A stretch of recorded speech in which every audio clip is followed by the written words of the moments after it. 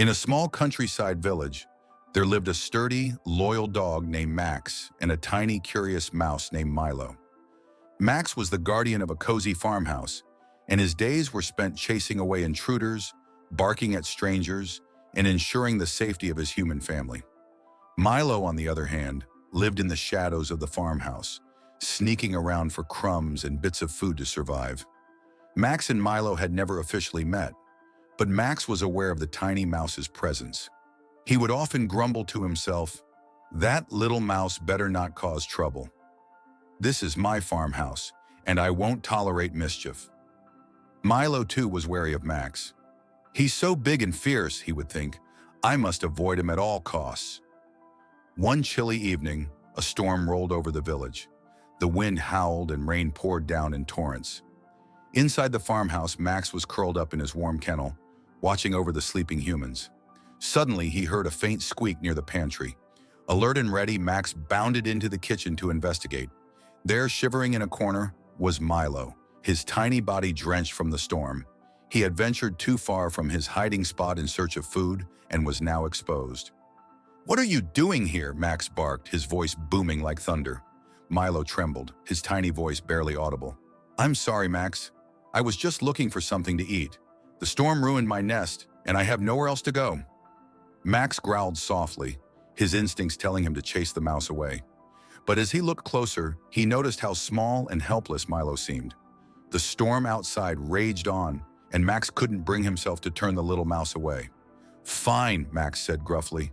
"You can stay until the storm passes, but no funny business." Grateful, Milo nodded.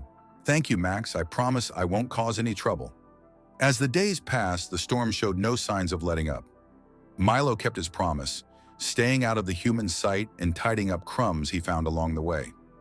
Max began to notice that the little mouse wasn't as much of a nuisance as he'd assumed. In fact, Milo even helped by alerting Max to small things he hadn't noticed, like a loose grain sack spilling onto the floor.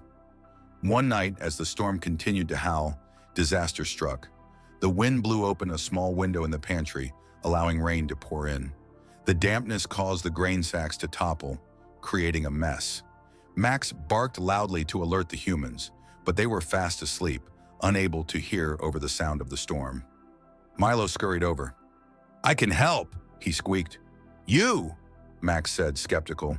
"What could you possibly do?" "Trust me," Milo replied.